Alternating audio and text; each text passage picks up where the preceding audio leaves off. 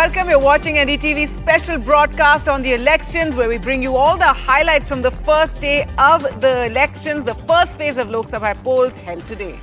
It was also the biggest phase of elections, where 102 seats across 21 states went to polls, a phase which is meant to set the tone for the remaining 6, which conclude only on June 1st. That's right, and our reporters have been spread out across the country since early morning. They've been getting us those ground reports and the big faces contesting, as well as the mood of the voters on the ground. Now, we'll be speaking to our reporters on the show on what they observed, as well as talk to experts for an in-depth analysis. But first, the headlines. 102 seats done, 441 more to go with 6 more phases of elections. The polling ended in the first and biggest phase, and voter turnout, however, was 60%.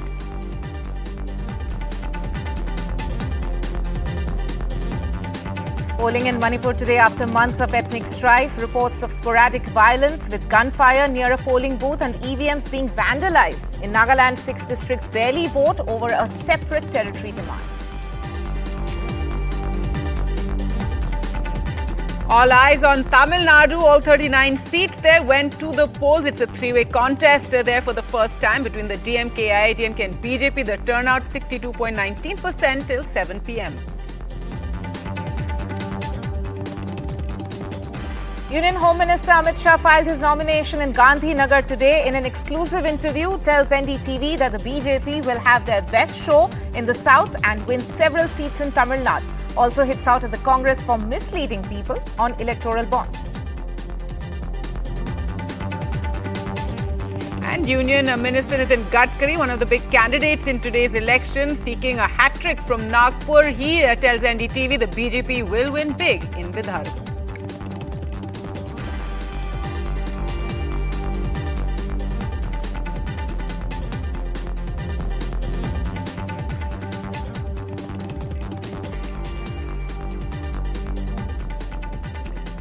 All right, so the first phase and biggest phase of the elections done and dusted, a 60% turnout. BJP targeting that 400 par for the NDA. The Congress is calling this a fight to save democracy.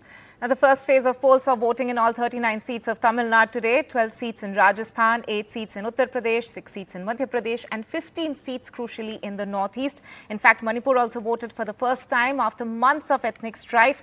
There were some sporadic incidents of violence also being reported today. Well, let's get to it and go across to our reporters to find out how the day went. A 60% voter turnout, not so good. We're joined now by Nikunj from Bastar. And in fact, let's just go straight away to Nikunj to find out how the voting went today in the first phase on that one seat. And I believe we can get it right from the horse's mouth. You have the IG of Bastar with you. Well, absolutely. A very dynamic, the Inspector General of Chhattisgarh Police, Mr. Sundaraj, now joins me. Hectic day, whole day spent on the dusty tracks of Bastar, and dusty as well as dangerous. Yeah, but fortunately today the entire process went off peacefully and systematically, and we had a instant-free polling compared to the previous elections. In the entire Bastar range, we had 5 districts which are going to the polls in the phase 1, and all the process has been completed in a very professional and systematic manner. There was small unfortunate incidents, but more or less the entire process went off peacefully and according to the plan. There was an ID blast, and there was a Jawan who lost his life to a UBGL shell. Other than those incidents, you mean to say that there were, there were minor incidents, but there was no violence. That's fine, but you know, this election has almost been done in the shadow of a massive encounter which took place just a few days back, and also continued violence against the political activists, particularly targeting one political party. I wish to ask you, Mr. Sundaraj, that have the levels of violence that have gone up in the last few months had any impact on the voter turnout, or the voter turnout has gone up? What are your reports till now? The last few months we had very good operational season. There have been more than 79 Naxal dead bodies recorded during various encounters in the last 3.5 months, and we have recorded more graded weapons like AK-47, INSAS and other regular weapons. So there's a positive atmosphere security scenario prevailing in the region, and Maoist, as per their typical modus operandi, they used to boycott the polls, whether it is a local body elections or it is a Vidhan Sabha election or it is a general election. But in the last few elections we have seen a trend that local local native population. They are not going by the boycott call being given by the Naxals. They are braving to go behind the boycott call, and they are turning out in huge numbers in the polling station. And compared to 2019 Lok Sabha election, we had more than 112 polling stations established in 2024, which were as well considered to be the Naxal stronghold area. We have opened up new security camps in those areas, and this time we had a polling station also in those base camp area. So there have been like a tremendous and positive response among the voters, and the native population also, they have like seen the real and ugly face of the Naxal, which is anti-people, anti-development, anti-democratic. So they have made up their mind to boycott their boycott call and come in huge number to vote in favor of the democracy. My final question to you, Mr. Sundarraj, before I let you go, is the last but not the least worry of the security apparatus and the Election Commission of India in these parts is that all the polling parties return safely along with all the EVMs, and there is no untoward incidents either targeting the polling parties or the EVMs that have the cast vote. Can you now confirm to NDTV that all your polling parties from deep inside the jungles of Bastar back in the safety zone and all the EVMs in the strong room? Most of the parties, they have reached to their respective base camps, and majority of them, they have even reached up to the district headquarters strong rooms. But like as of now, we can confidently claim that like all the polling personnel as well as the EVM machines, they are either in the strong room or the intermediate strong room. So as far as security point of view is concerned, like we have crossed that risky point. Now like we have few tasks remaining, but we are confident that would be completed in a safe and secure manner. Thank you, Mr. Sundarraj. Thank you very much for speaking to NDTV. So, Gargi, one big piece of news is that all the polling parties, along with the EVMs, polling parties of the Election Commission of India and the state apparatus, along with the EVMs, at least from the Bastar region, 5 districts, huge mammoth area, bigger than Goa, almost the size of Kerala, are now back in the safe and secure zone. So, at least out of the firing range of the Naxals. Gargi? Right, Nikunj there reporting from Bastar. Stay with us. I'm also joined on the show by Vedant Agarwal from Alwar, Ratnadeep from Guwahati, and Sam Daniel from Chennai. Going to Sam next. Sam, Tamil Nadu, all 39 seats which went to polls today. A big battleground there for the BJP, as of course the DMK, which wants to maintain its stronghold. In terms of the turnout and the voters that you were speaking to, what did you observe through the day? In terms of the turnout, Tanima, it's provisionally stands at 72.09% compared to 72.14% in 2019. Chennai and Madurai continue to show low voter turnout, ranging between 67 and 69%. Call it voter apathy. Dharmaburi and Kallakurichi have performed really well, between 75.49% to 75.67%. And the final figures, it may take some time, but local people, when we spoke to across Chennai, some look at this election as a prism through which they look at the national issues. Some say they decide on the basis of things that affect them. It could be price rise, the price of petrol, diesel, LPG, unemployment and things like that. But political parties, of course, have a different take on that. But significantly, for one reason, this election in Tamil Nadu will be keenly watched for, whether the BJP, which fights alone this time, will be able to open its account on its own. So far, it has been riding piggy bank either on the DMK or the AIDMK, and has been winning seats to some extent. But this time, it's going alone, only with PMK as its ally, which has some significant presence in the northern part of Tamil Nadu. But all three sides are supremely confident that they are going to make it big. The DMK says it has retained its formidable alliance that helped it to sway polls in 2019. There's no reason for them to believe it will not work this time, except a few seats like Dharmaburi, Kallakurichi, Tirunelveli. They say they will sweep. The AIADMK again strongly feels that there is anti-incumbency and that factor will work in favor of them. They're also equally confident. The BJP, although they don't have a major ally, they believe Prime Minister Modi's magic will work this time in Tamil Nadu because of his frequent campaigns and also because of the Padayatra by the state chief Annamalai. What is truth, what is hype, that's something will be known only on the 4th of June. That's right, Sam, and the BJP very confident today. Home Minister Amit Shah said he's very sure with the Prime Minister's popularity, they're going to get quite a few seats there in Tamil Nadu. But yes, we'll have to wait till the 4th. A shame that people, low voter turnout in Chennai, and some treating it as a long weekend perhaps. But let's now get the latest from the Northeast, where 15 seats went to the polls today. And Ratnadeep joins us with the latest. Ratnadeep, the big focus was on Manipur, which did see some sporadic violence. Also in Nagaland, very disturbing that in 6 districts, barely any, almost 0% voter turnout. That's right. In fact, although out of total 25 seats in the Northeast, 15 seats went to polls, the focus was on Manipur, where after last year's ethnic violence that saw more than 200 people dead and over 50,000 displaced, the elections were taking place, and in fact there was almost no campaigning apart from one big show of strength by the BJP through a rally of Amit Shah. But today, Manipur, both the seats went to polls. However, the outer Manipur polling is divided into 2 phases. Part of outer Manipur seat has gone to poll today. The other part would go in the second phase. But it was in the inner Manipur seat where there were at least half a dozen incidents where there were incidents which were reported of violence, where there was an incident of firing. EVMs were damaged at least in 4 polling stations. There were allegations of proxy voting by armed people, allegations of armed people coming and threatening polling agents. There was a video that went viral of the Congress candidate for Inner Manipur, Professor Bimal Akoijam, actually arguing with the senior police officials, alleging that his polling agent has been threatened and thrown out. So these were things that were reported. In fact, Congress asking for repolling in several polling stations. Whether the Election Commission does this or not, we'll get to know. However, 160 additional companies of central forces were sent to Manipur, apart from the forces which were already there for the last 1 year to contain the violence. But this 160 companies were sent for polling.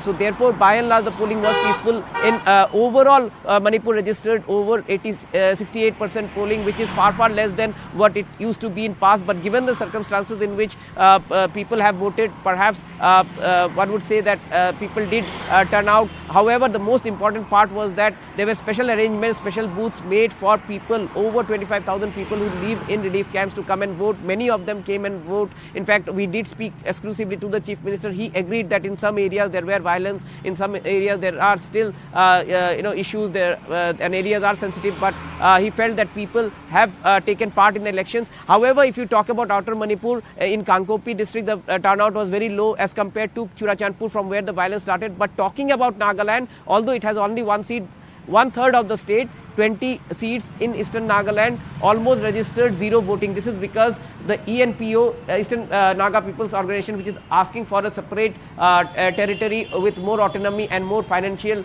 inclusiveness, had put a shutdown from yesterday evening, and therefore people have abstained from voting, including 20 elected legislators. And the CEO Nagaland had issued a show cause notice to the ENPO authorities. One has to see if EC goes to goes forward with a legal notice or not. But apart from this, 5 seats in Assam went to polls, and these 5 seats includes heavyweights like Gaurav Gogoi, like Sarvanand Sonowal, and in Arunachal Pradesh and Sikkim there were simultaneous assembly elections as well. Crucial 15 seats in Northeast which went to polls today. Ratnadeep, stay with us. Let me cut across now to Vedant, who has been reporting from Rajasthan in Alwar.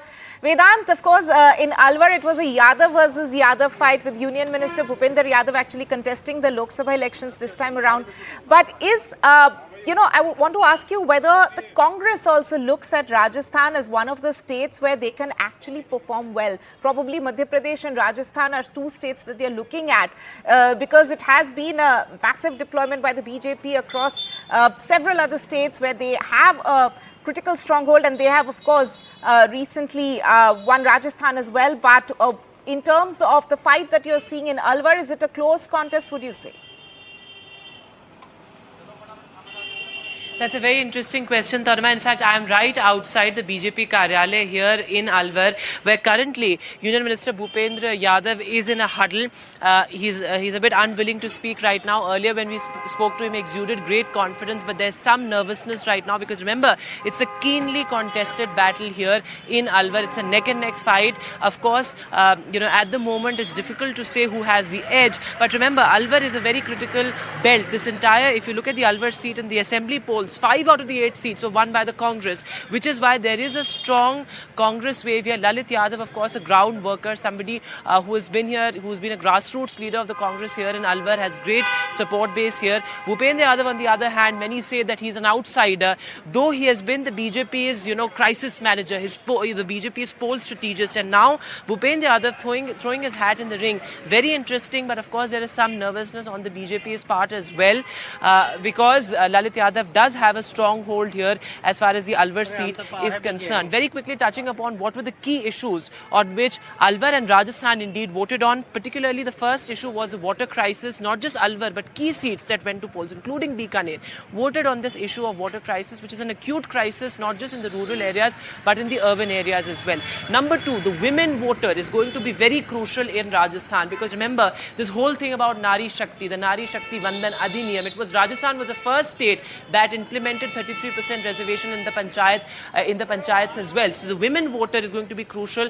In many polling booths, the women voters outnumbered the men voters. So and they are very unapologetic about their choices. They do see that the Modi factor, sort of resonates with the women voter of Rajasthan. So that's going to be crucial. And thirdly, it's very much about the local issues this time in Rajasthan. Right. Last time around it was some sort of a national wave around Pulwama. This time around it's about the local issues and the colour of state politics that's going to reflect in the results of the national elections this time around. All right, thanks so much for that, Vedant. The BJP really hoping for that third time, 25 on 25, but the Congress hoping to save face and get some of those seats. Well, let's go across now to Nazir, who joins us from Udhampur. And Nazir, weather played a bit of a spoil sport at the end of the day, but very significant, the polls in Udhampur, given this is the first election being seen in Jammu and Kashmir after it became a union territory, and abrogation of Article 370.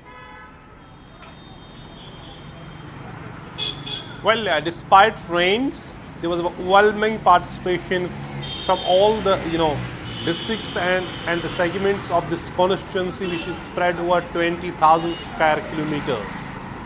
Udhampur, Doda, Kutwa constituency is a very prestigious battle for both BJP and the Congress. Congress is trying to revive itself because its candidate who is fighting, Lal Singh, was not in Congress. He joined Congress just few days before he filed the nomination paper for this constituency. On the other hand, BJP has a very robust organization structure at booth level, at every level. So they appear to be very confident, including Dr. Jitendra Singh. He was very confident that he is making this hat trick, he is winning this seat for the third time, because he is seeking the third term now, while his opponent Chaudhry Lal Singh, who is also a two-time former MP from this constituency, is trying to unseat him, and both have led a very effective campaigning, and clearly 370 abrogation was central to the narrative of campaign from both sides. From the BJP side, they talked about development, they talked about investment, they talked about peace, and Prime Minister promised restoration of statehood and holding assembly elections. On the other side, Congress talked about how people have lost their protection, land protection, and the job protection to the locals, and also how the non-locals, people from other states are coming and they are actually having the more rights on the resources of Jammu and Kashmir. So there are a host of issues, from land rights to the locals, to refugees who are from Pakistan. They are saying they have not been given the land ownership rights. So many things at so many places, but Prime Minister Narendra Modi continued to be a major vote catcher, a major attraction for the voters so far, even as the local issues play a key role. Right. Nazir, they're reporting from Udhampur. Let me also go across to my colleague Saurabh Gupta, who is joining us from Alipurdwar. That was one of the seats which went to polls today. Saurabh, this is just the first phase of elections in Bengal. Only 3 seats which saw voting today. But it's an intense battle for North Bengal. Explain to us how close a contest is it over there. And also, as is usual in the case of Bengal, there was some amount of violence also reported.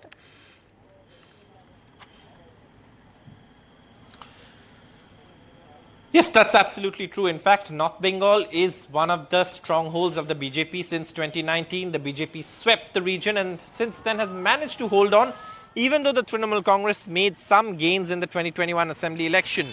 Now, whether the BJP has been able to hold on to what was considered its stronghold since 2019 would be clear once we see the results of North Bengal. Today, 3 seats voted.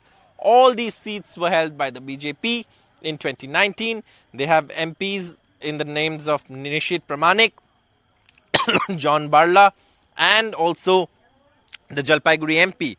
But they had to change the candidate in Alipurduar because there was a perception that he wasn't very popular.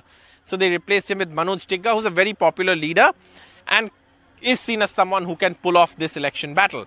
Nishit Pramanik has an edge. He's of course a sitting MP, plus he's the MOS Home, served under Amit Shah in the Home Ministry, and therefore is someone who's largely seen as someone who can pull up. So the Trinamool is very confident that they can claw their way back in and regain lost ground in this region and make an impact in at least, if not all, a few of the seats in North Bengal. And therefore North Bengal becomes very important. But you mentioned the point of poll-related violence, and that's something that perhaps Bengal really has to consider seriously. It's been a part and parcel of our elections, though comparatively this time many say that Cooch Behar was largely peaceful if you compare to the kind of violence this place has seen in earlier elections. For example, I was in Shitalkuchi today. The last time there was firing there. So obviously, you know, things are better than that. But clearly, violence-free election is not something that West Bengal perhaps is going to see anytime soon. Right, Saurabh Gupta there reporting from Alipurduar. I thank all my colleagues, Vedant, Nazir, Saurabh reporting from different parts of the country. It's been a long day. It's going to be an even longer election. 6 more phases to go. The first one done and dusted finally. Right. Let's shift tracks to some of the big exclusives that we have got through the day today. And NDTV's Vasudha Venugopal sat down for an exclusive interview with Home Minister Amit Shah as he filed his nomination from Gandhinagar. Now, as the first phase of polling was underway at that time and the crucial election in all the seats of Tamil Nadu was taking place, the Home Minister said that Prime Minister Modi's immense popularity will translate into strength in the south. And listen to him talk about his journey from a Karyakarta to a senior rank and more.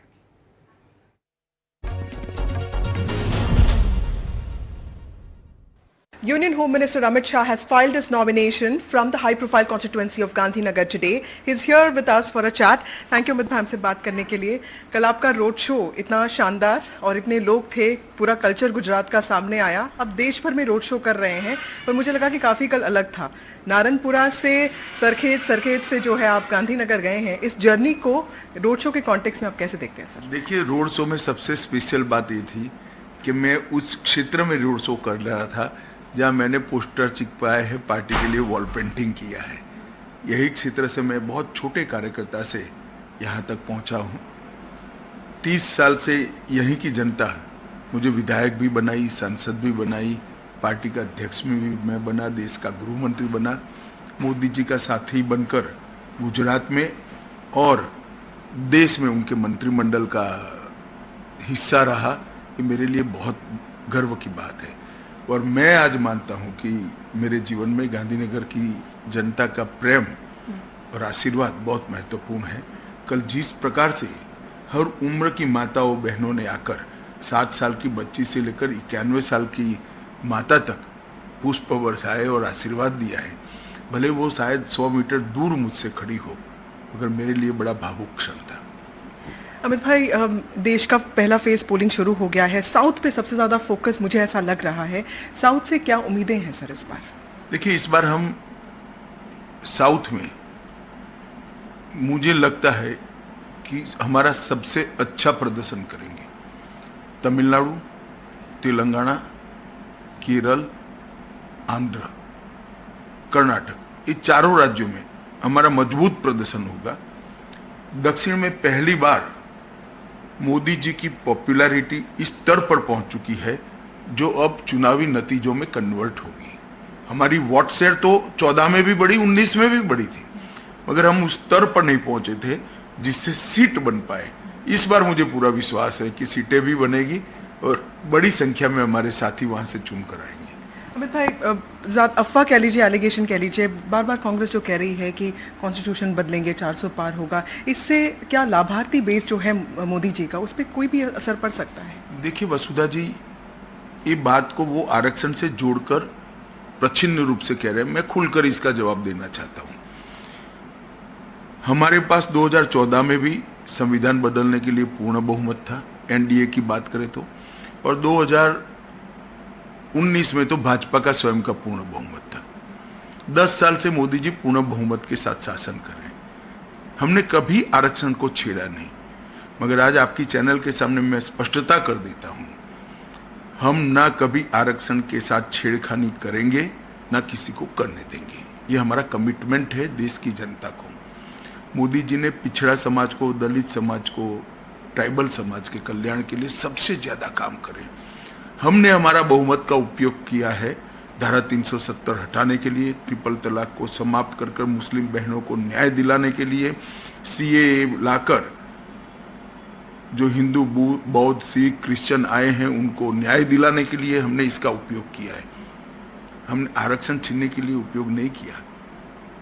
बहुमत का दुरुपयोग करने की परंपरा किसी party की रही है तो केवल और केवल कांग्रेस की रही। इंदिरा गांधी जी ने बहुमत का दुरुपयोग इमरजेंसी डालने में किया था, लोकतंत्र का गला घोंटने के लिए किया था।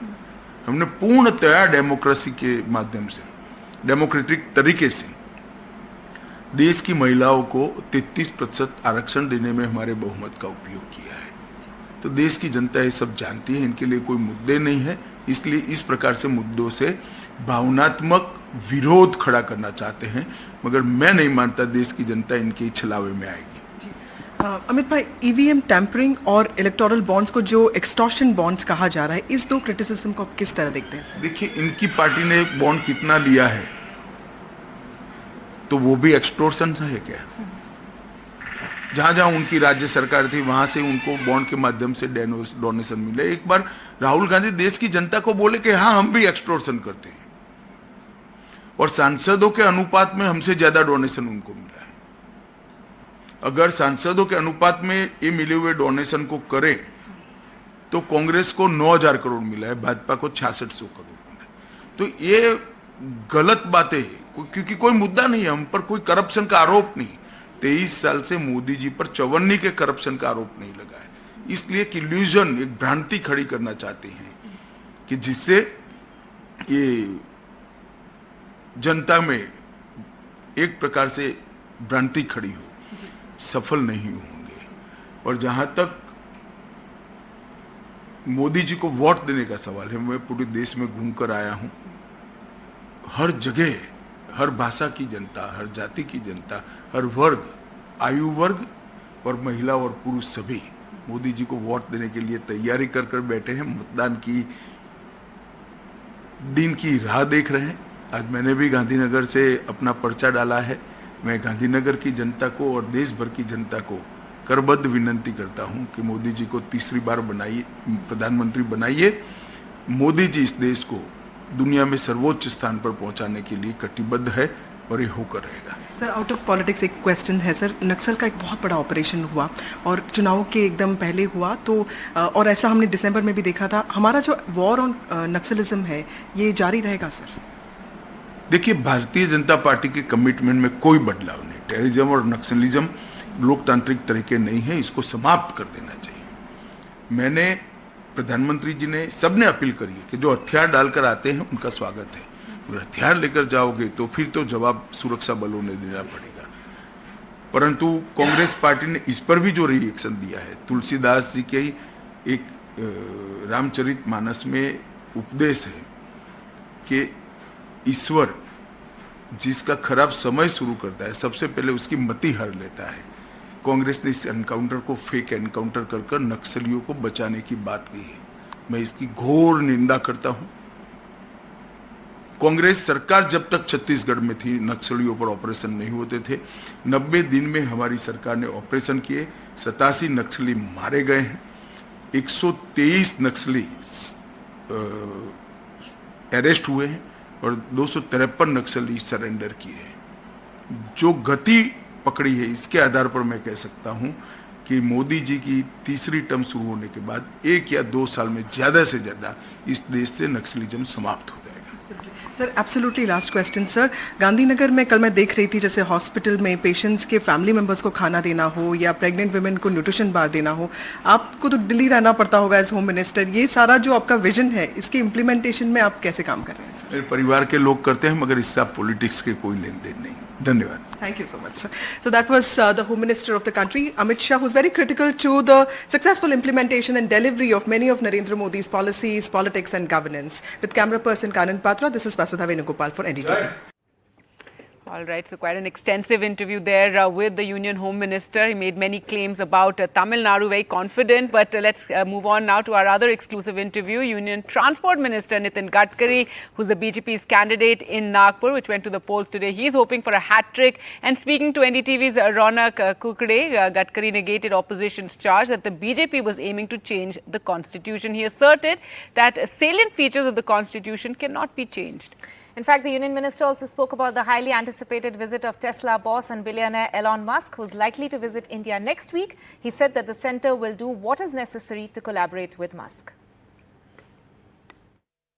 जिन दिग्गजों की किस्मत आज ईवीएम में कैद हो जाएगी उनमें से एक है नितिन गडकरी, जो कि नागपुर से इस बार पार्टी इन्होंने तीसरी बार चुनावी मैदान में उतारा और हैट्रिक लगाने की तैयारी में नितिन गडकरी जी हमारे साथ बात करने के लिए खास एनडीटीवी पे मौजूद है। किस तरह का प्रचार रहा है, और हमने आखिरी में जब ये प्रचार थमा उस वक्त आपकी प्रेस कॉन्फ्रेंस भी सुनी थी, आपको विश्वास है कि यहाँ से आप लगभग 5 लाख मतों से जीतने जा रहे हैं, तो कैसे आप कोई अंदाज लगा रहे? मैंने इस बार मैन टू मैन और हार्ट टू हार्ट लोगों तक मिलने की कोशिश की, पोस्टर और बैनर नहीं लगाया, क्योंकि मैंने ये तय किया था कि भाई मेरा नाम भी लोगों को मालूम है और काम लोगों को दिख रहा है, तो इसकी ज़रूरत नहीं है। पर मैं लोगों के घर गया, सीनियर लोगों के मैंने आशीर्वाद लिए, पब्लिक मीटिंग के साथ लोगों में गया, और मुझे विश्वास है कि मैंने कभी जात पंथ धर्म भाषा सेक्स और पार्टी बियॉन्ड पार्टी सब मैंने काम किया है, तो सब प्रकार के लोगों का मुझे समर्थन है, विश्वास है, और ये मुझे ध्यान में भी आया, और इसलिए मैं रिकॉर्ड ब्रेक मार्जिन से चुनाव जीतूंगा, ऐसा मेरा विश्वास है। लेकिन नितिन जी, अगर देखा जाए तो आपके अपोनेंट जो विकास ठाकरे है और कांग्रेस की तरफ से एक नैरेटिव यहाँ पर सेट किया जा रहा है कि अगर 400 पार बीजेपी आ गई तो संविधान जो है उसको बदल दिया जाएगा, और यहाँ पर थोड़ा कास्टिज्म भी देखने को मिल रहा है। इसको आप कैसे देखते हैं? क्या आपको लगता है कि ये नैरेटिव कहीं ना कहीं बीजेपी या ओवरऑल विदर्भ में भी पार्टी को नुकसान पहुंचा सकता है? देखिए, बाबा साहब अम्बेडकर जी का संविधान बदलने का कोई सवाल ही नहीं उठता। संविधान 2 पार्ट में है, एक उसका प्रीमल है और दूसरा जो बेसिक चीज़ें हैं, मूलभूत बातें हैं, जिसको सेलेंट फीचर्स कहते हैं, वो बदल नहीं सकते। लोकतंत्र, समाजवाद, धर्मनिरपेक्षता, freedom of speech, fundamental right, ये बदल नहीं सकता। और बेसिकली संविधान में जो एक्ट्स है उसमें जो सुधार किया है, कांग्रेस ने 80 बार तोड़ा है और हमारे ऊपर आरोप लगा रहे हैं। ये गलत बात है, ये अपप्रचार है, ये लोगों को गुमराह करने के लिए बात कही जा रही है। हम ना संविधान बदलेंगे ना बदलने का सवाल उठता है। एक हमने भी यहाँ पर नागपुर में घूमते हुए एक तस्वीर सामने निकल कर आई कि एक जातिगत प्रचार भी आपके खिलाफ जो है करने की कोशिश की जा रही है। हालांकि आपको हमने देखा है कि आपके विपक्ष के नेता भी आपके काम के मुरीद रहे, ना केवल नागपुर बल्कि देश भर में आपने जिस तरह से काम किया है वो निश्चित तौर पर एक सराहनीय है। लेकिन जब इस तरह से चीजें होती है तो आप उसको कैसे देखते हैं? जिन लोगों के पास अपने काम नहीं होते वो जात की बात करते हैं। वैसे चुनाव में अपने काम को बात गिनना चाहिए, अपने विचारों की बात करनी चाहिए, अपने पार्टी के सिद्धांतों की बात करनी चाहिए।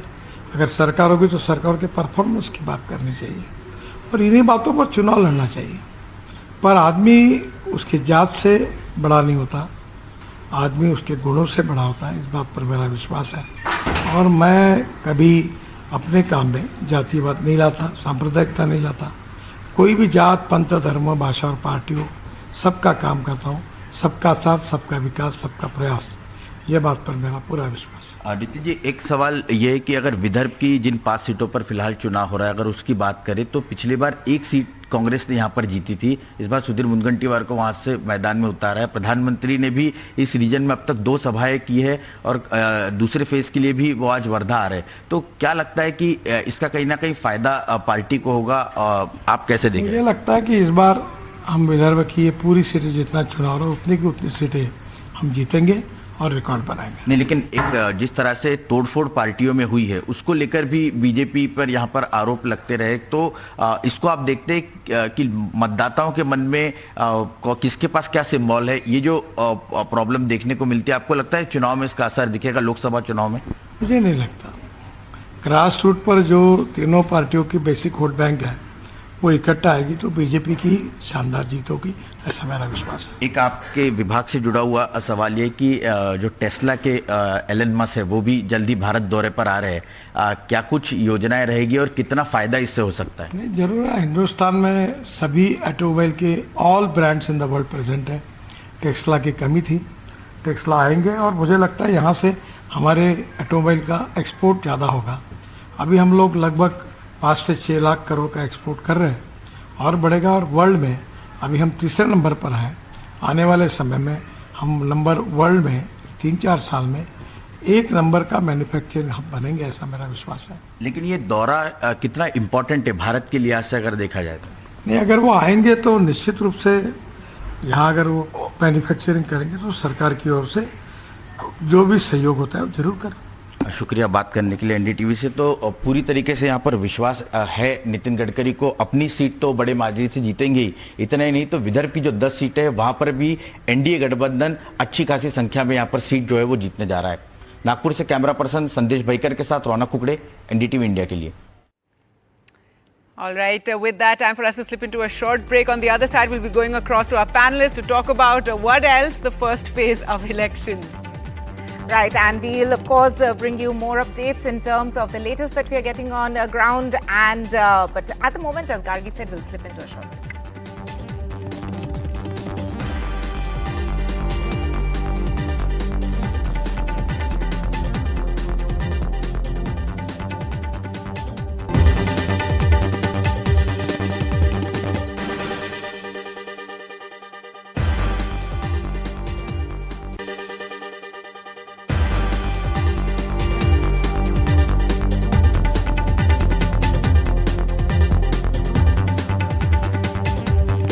Welcome back. The first phase of the 2024 Lok Sabha elections done and dusted, a 61% turnout.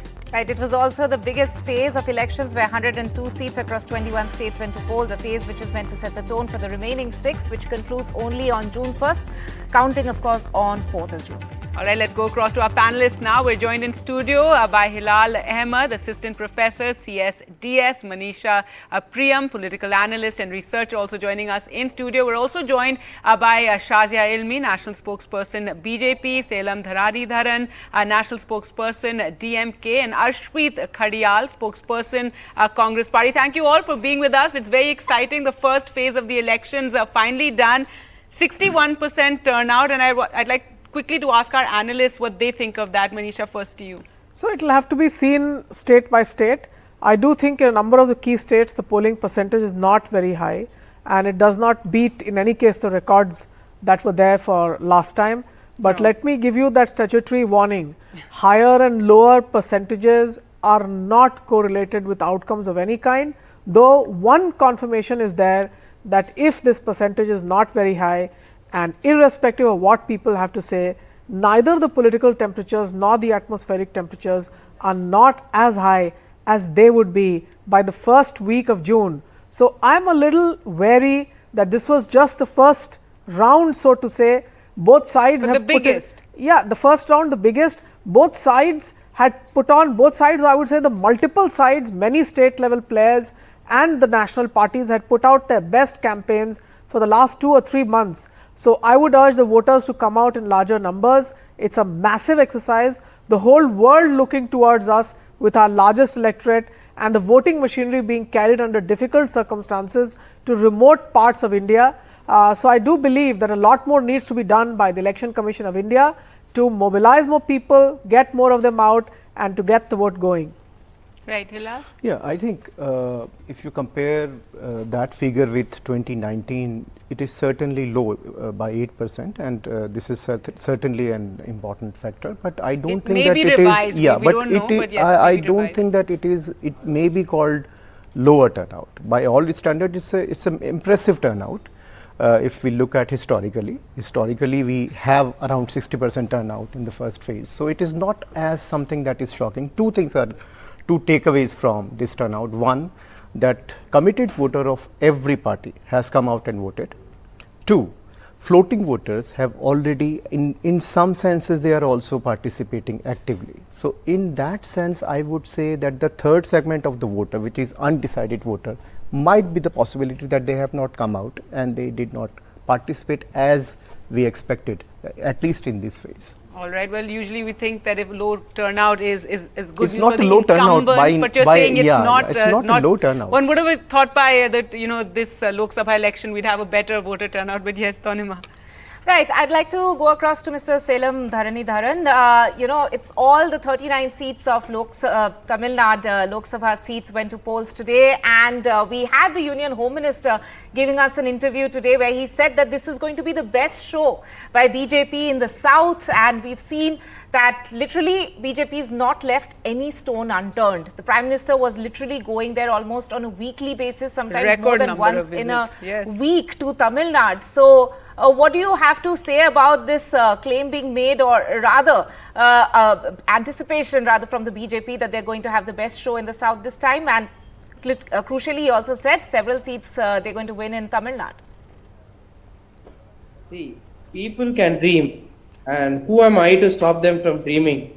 But some dreams do come true, but this dream is definitely not coming true. And I see, even in 2014, BJP's vote share was about 18.4%, meaning BJP and its alliance in 2014. But BJP per se had about 5.5% vote share. And then that vote share reduced to 2.76% and then 3.5% in the subsequent elections 2014 and 2019. So right now they also have Patali Makkal Kachi, which has about 6% vote share, and they have about several smaller parties which have about 2.5% vote share. That together adds up to 8.5. Even if BJP gets 3.5, it's a double-digit mark.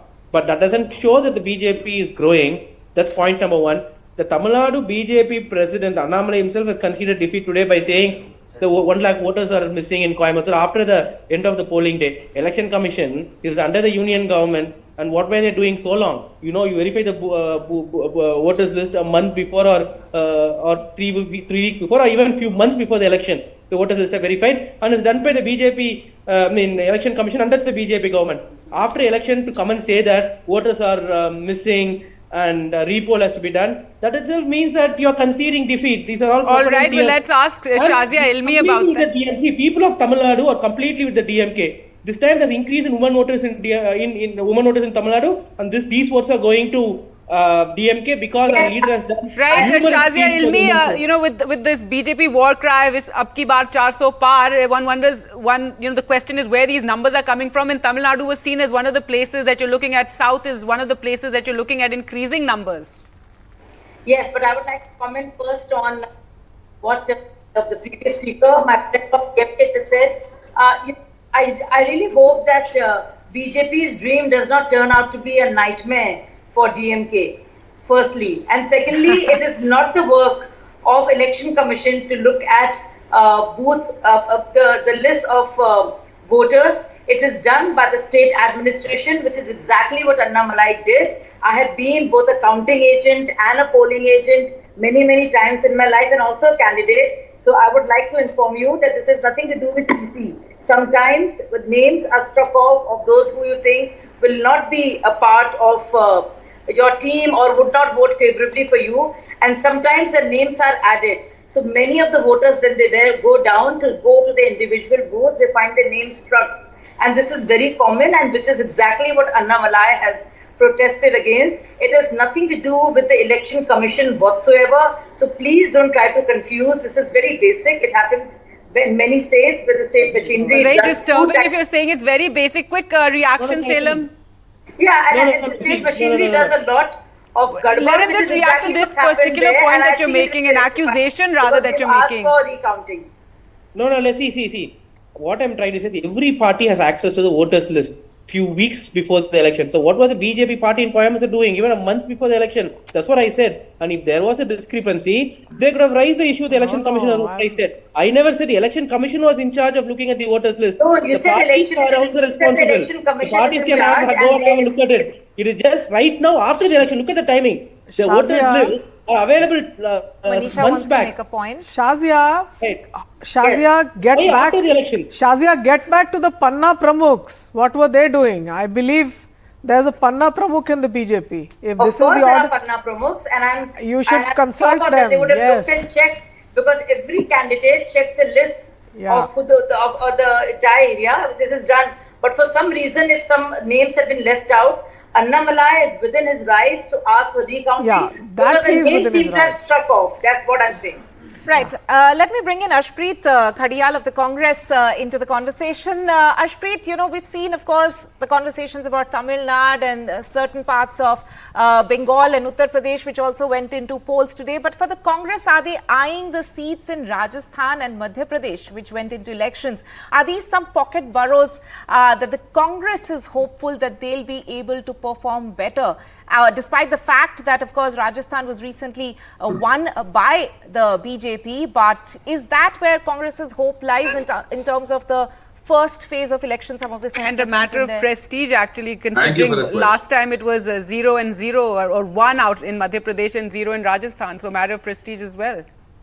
Number one, back in the day in 2004, all the opinion polls, all the surveys, all the exit polls suggested that the Congress party would lose. We had lost Rajasthan, we had lost Chhattisgarh, we had lost MP, and despite that, we had bounced back in a few months and we had emerged as the single largest party and formed government. History shall be seen repeating again. Number two, the Bharatiya Janata Party, there's this one saying going round and round in the country, which is that BJP or Angrez ek saman, Congress band karne ja rahi hai nafrat ki dukaan, for they have crippled our economy, they have crippled our future, they have given us unemployment, poverty, inflation and whatnot. And there's one voice about Congress party, one voice about India Alliance.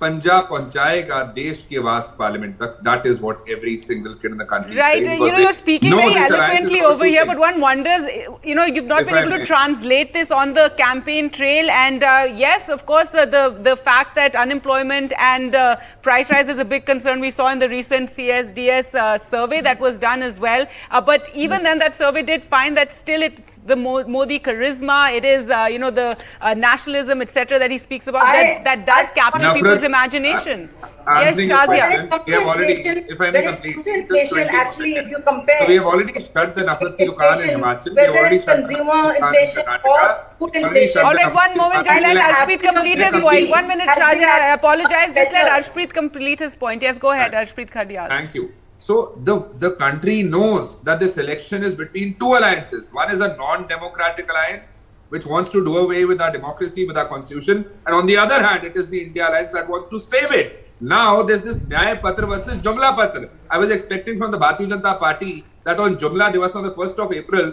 that they would be launching their Jumla manifesto. This manifesto, the Bharatiya Janata Party does not mention No, don't MSP, trivialize. does not mention debt Don't, waiver, you does think not you- mention you women think it's not empowerment, very does rich not for you mention to reservation trivialize for 50% serious of matters. jobs. If I may But I want complete, to- please. All right, Does let not Shazia mention reply, inflation, please. does Arshpreet not Khadiyal, mention just a the moment. Let welfare of Shazia at farmers, least reply. You've does made not lots of mention points. You're talking about two forces here. I'll have to interrupt talking you, about, of Shazia. course, Number BJP two, and its your alliances and manifesto, its your partners. Jumla Patra On the other hand, does you're talking about insurance the of alliance. 25 lakh for What the do you make people of of India, Arshpreet Khadiyal, like please let ours Shazia does. reply to Because the of many that points that अन्याय, you've we had made. to bring Why Nyaya are you Patra. talking continuously, 10 my साल का friend? न्याय of the Bharatiya As Janata Party. expected. Is that the third Your alliance? अन्याय towards the Or is Mahila, that the- your अन्याय towards the farmers, What is your there with this अन्याय towards the divided Yuva, your alliance अन्याय towards Okay, your Looking to अन्याय poverty towards and the power. Arshpreet, just a And moment, for- please. You'll have to allow Shazia Elmi to speak. Go ahead, Shazia.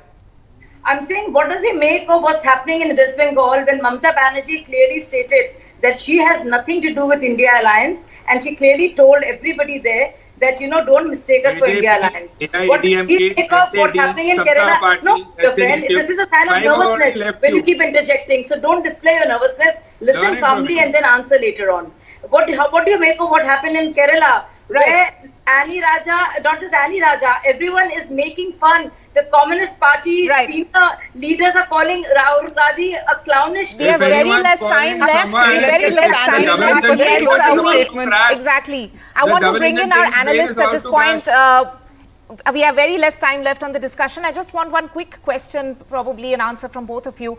What do you think is going to be the hurdle as far as BJP is concerned in this particular phase? Is it about the fact that, you know, they have switched a lot of candidates this time around? Is there some dissent on the ground that you feel which is going to bite them and where they were not expecting? And also, secondly, do you think that in the fact that there's farmers' agitation also, that there were certain seats in Western UP which have gone into the polls today, is farmers' agitation something which will also have a resonance in terms of not working out for BJP? So what are the hurdles? So let me tell you that you've taken so long to formulate the question, largely because the ground that you talk about is a ground that's the southern tip of this country that's gone to the polls today. The entire state of Tamil Nadu. It's in the northeastern parts where some seats in Assam have gone to polls. Manipur, a very important but a very disturbed and a tragic events that have marked the state, that has gone to polls. So from the southern tip to the northeast, 4 seats have gone to polls in the state of Bihar. Then the western parts of Uttar Pradesh have gone to polls. Some parts of Maharashtra have gone to polls. So if we haven't concluded enough, Jammu Kashmir, yes, you can see that seat there, yeah, yes. that has gone for the polls. So you can see, and you've had you know, seats in Madhya Pradesh and Chhattisgarh, you know, Buxar, Kawasi, Lakma, etc. have gone to the polls. So which means you've crisscrossed the entire country. Now, in your statement itself, you can see that in our country, this round of the polls has been very important in terms of the geography, the diversity of geography. You've yourself summarized that there has been a plurality of issues on the ground. And it tells you about the strength of our democracy, that even though we've had a very strong nationalist and a referendum indeed for the Prime Minister Narendra Modi, who's fighting as the leader of the BJP right now for his decade-long rule of the of leading the central government. Right. Still, you've had a diversity of state-level issues that have been raised, and successfully or not, we will see on the 1st and the 4th of June, but they have been raised and the elections have been fought as pitched battles, and that's a true democracy in thank India. you so much, and I'm so sorry, Hilal, we're completely out of time, but it's a long election. You're going to be back here many more times, 6 That's more fine. phases to go. Thank you so much. I have many things to say. Thank you so much to all the panelists as well who right. joined us. We're completely out of time. Thanks for watching. Goodbye.